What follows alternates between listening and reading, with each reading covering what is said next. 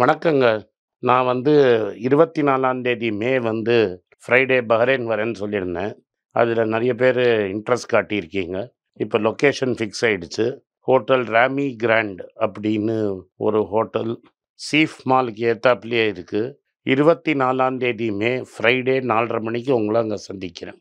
உங்களுக்கு என்ன அங்க பார்க்கணும்னு தோணுனா, கீழ இருக்கிற வாட்ஸ்அப் நம்பர் இல்லாட்டா குடுத்துருக்கிற இமெயில் ஐடியில கான்டாக்ட் பண்ணுங்க.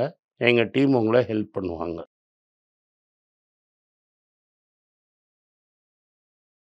வணக்கம். மீண்டும் மணிப்பேச்சில் உங்களை நாம் சந்திப்பதில் எனக்கு மிக்க மகிழ்ச்சி. இன்னைக்கு மார்க்கெட் தொறந்தோடனே டமால்னு கீழ விழுந்தது. 190 பாயிண்ட் வரைக்கும் விழுந்துருச்சு. தட் இஸ் 21,850 வரைக்கும் போச்சு மார்க்கெட்டு. இப்ப திரும்பி ஏத்தி -20ல இருக்கு. பேங்க் நிஃப்டிய வச்சு ஏத்துறாங்க. இது ரொம்ப நாள் தாங்காது. மார்க்கெட் ரொம்ப நர்வஸா இருக்கு. நர்வஸ்னஸ் காரணம் நான் சொன்ன மாரி ஒரு பெரும் தலைவர் கார்ப்பரேட்டுங்களே அடி அடின்னு அடிக்க ஆரம்பிச்சுட்டாரு. அதனால இது வருங்காலத்துல இன்னும் விழறதுக்கு வாய்ப்பு பிரகாசமா இருக்கு. அதானி என்டர்பிரைசஸோட அவுட் ஆஃப் மனி ஆப்ஷன பார்த்தீங்கன்னா, மார்க்கெட்ல எவ்வளோ தூரம் பிரஷர் இருக்குன்னு உங்களுக்கு தெரியும். அதனால விழ விழ உங்களுக்கு பல பட்டாஸ் லிஸ்ட் ஸ்டாக்கு நல்லா இருக்கு.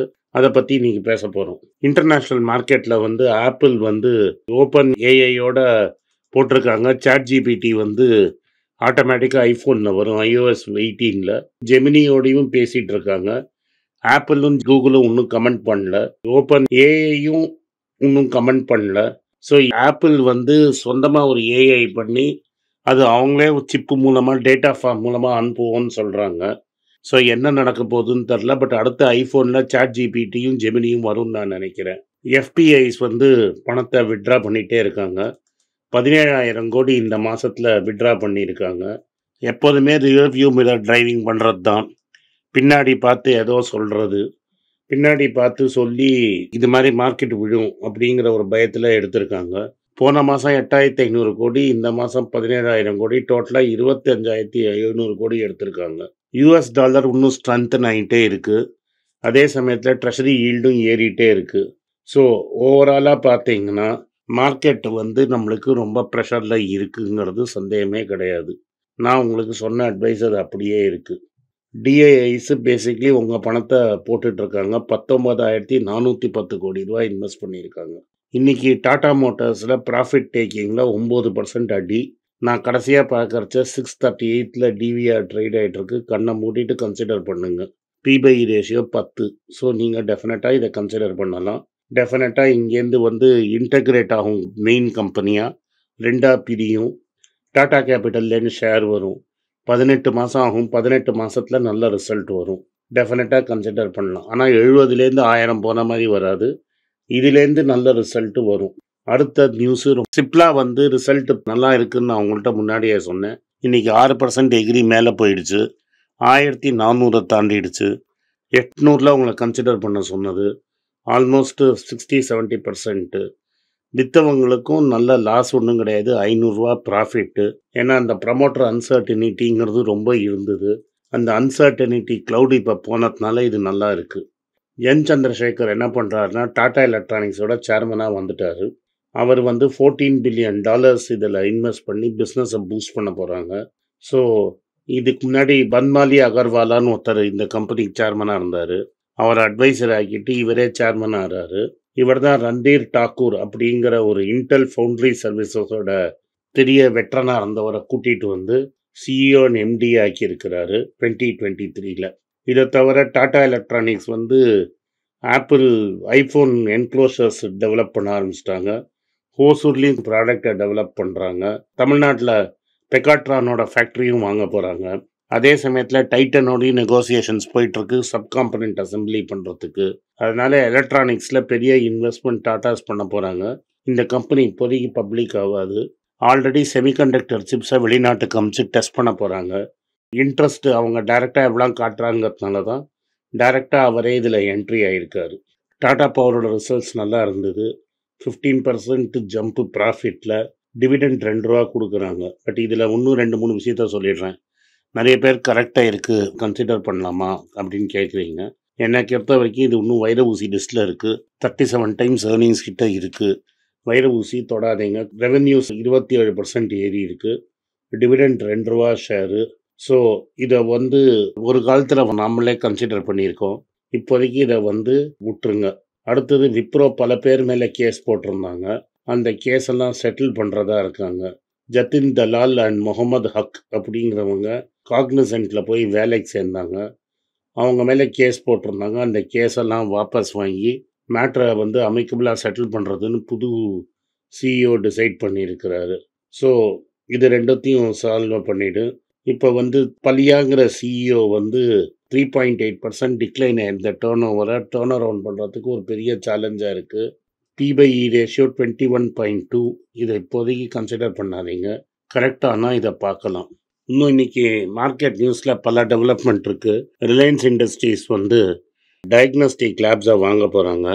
1000-3000 கோடி வரைக்கும் இன்வெஸ்ட் பண்ண போகிறாங்க. என்னை பொறுத்த வரைக்கும் மெயின் டார்கெட் வந்து ஃபார்மசி வச்சிட்ருக்கிற கம்பெனி ஒன்று நம்ம தைரோகேரை டார்கெட் பண்ணாலும் பண்ணுவாங்க. ஃபார்மசி ரொம்ப ட்ரபுளில் இருக்குது. அவங்க தான் தைரோகேரை 5000 கோடி கிட்ட கொடுத்து வாங்கி அது இன்னைக்கு பாதி விலையில் ட்ரேட் ஆகிட்டுருக்கு. அதை டார்கெட் பண்ணுறதுக்கு வாய்ப்பு இருக்குது. மெட்ரோபாலிஸ்னு ஒரு கம்பெனி இந்தியா ஃபுல்லாக க்ரோ ஆகிட்டுருக்கு. லால் பாத் லேப்ஸ்னு ஒரு கம்பெனி இருக்குது. ஸோ இந்த கம்பெனிகளில் நிறைய பேர் கன்சாலிடேட் பண்ணிகிட்டே இருக்காங்க. இந்த கன்சாலிடேஷனில் வந்து ரிலையன்ஸும் உள்ளே பூந்து இதை வாங்கணும்னு நினைக்கிறாங்க. டாட்டாஸ் ஆல்ரெடி 1mgங்கிற ஒரு கம்பெனி மூலமாக என்டர் ஆகிட்டு இருக்காங்க. இங்கே வந்து ஒரு Madras based online medical retail கம்பெனியை ஆல்ரெடி ரிலையன்ஸ் வாங்கி வச்சுருக்காங்க. ஸோ இந்த மெடிக்கல் பிஸ்னஸில் இவங்க எல்லாரும் பெருசாக என்டர் ஆகிட்டு இருக்காங்க.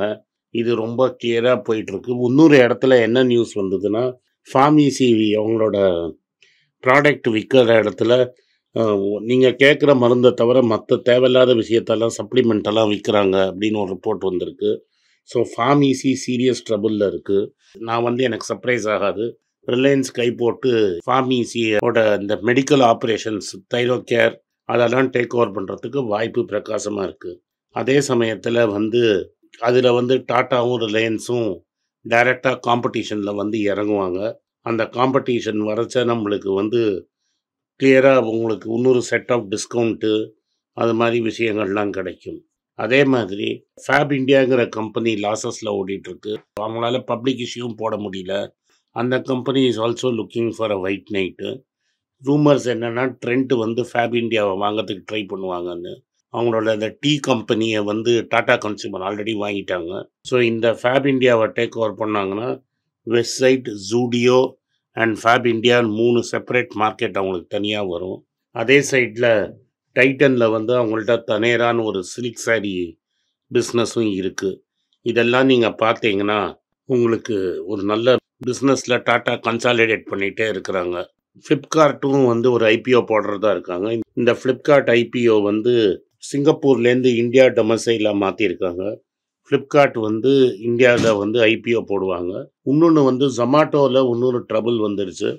பிளிங்கெட் அண்ட் இன்னொரு ஹைப்பர் ஃபியூச்சருங்கிற அவங்களோட சப்சிட்ரியோட ஆடிட்டர் வந்து 5 வருஷத்துக்கு அப்பாயிண்ட் பண்ணாங்க, பேட்லி பாய் அண்ட் கம்பெனின்னு. பேட்லி பாய் அண்ட் கம்பெனிங்கிறது வந்து ஒரு பெரிய ஆடிட் ஃபார்மு. அவங்க சடனாக வேலையை விட்டு ரிசைன் நாங்கள் வந்து போகிறோன்னு. இது மாதிரி ஆடிட் டீம் சடனாக ரிசைன் பண்ணுறாங்கன்னா சம்திங் பெருசாக ஒன்றும் ப்ராப்ளம் இருக்குதுன்னு.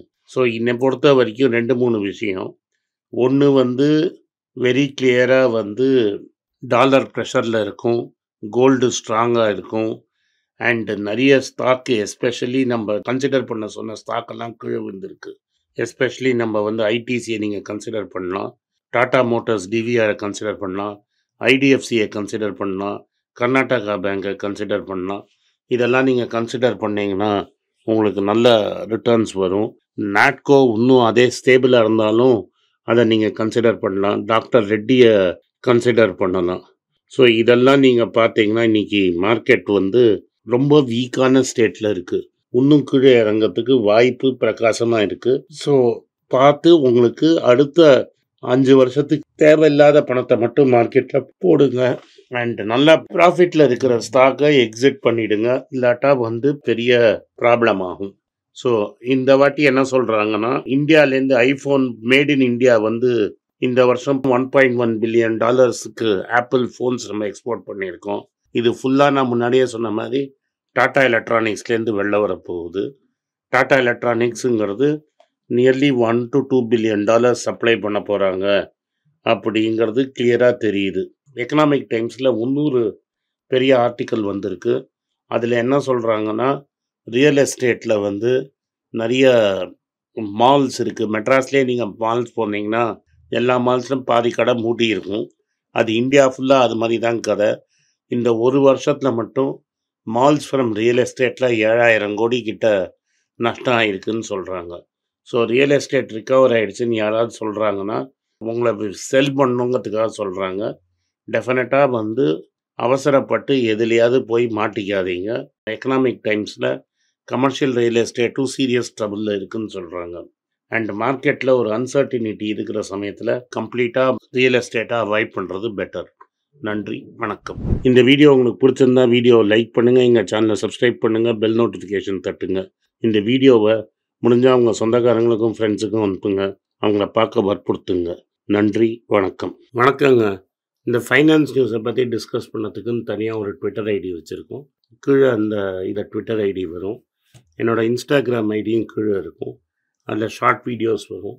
ஸோ என்னை எக்ஸ்க்ளூசிவாக ஃபைனான்ஸ் விஷயத்தில் ஃபாலோ பண்ணணும்னு நினைக்கிறவங்க கீழே இருக்கிற ட்விட்டர் ஐடியும் இன்ஸ்டாகிராமையும் ஃபாலோ பண்ணுங்கள். நன்றி, வணக்கம். உங்கள் பேராதரவுக்கு மிக்க நன்றி. நான் டோட்டலாக 5 புஸ்தகங்கள் எழுதியிருக்கிறேன். 3 வந்து ஆங்கிலத்தில் எழுதியிருக்கிறேன். அதில் 2 வந்து தமிழாக மொழிபெயர்த்துருக்காங்க. ஸோ டோட்டலாக 5 புஸ்தகம் ஆச்சு. இந்த 5 புஸ்தகத்துக்கு ஹார்ட் காப்பி வேணும்னா நீங்கள் கீழே இருக்கிற வாட்ஸ்அப் நம்பருக்கு மெசேஜ் அனுப்பிச்சிங்கன்னா எங்கள் டீம் உங்களை கான்டாக்ட் பண்ணுவாங்க. இந்த 5 புஸ்தகங்களில் 3 புஸ்தகம் வந்து கிண்டலில் இருக்குது. அமேசானில் கிண்டலில் வாங்கணும்னு ஃபீல் பண்ணுறவங்க நேராக கிண்டலில் வாங்கிக்கலாம். தமிழ்லேயே யாராவது ஃபைனான்ஸ் நியூஸ் படிக்கணும்னு ஃபீல் பண்ணிங்கன்னா தயவுசெஞ்சு moneypage.com விசிட் பண்ணுங்கள்.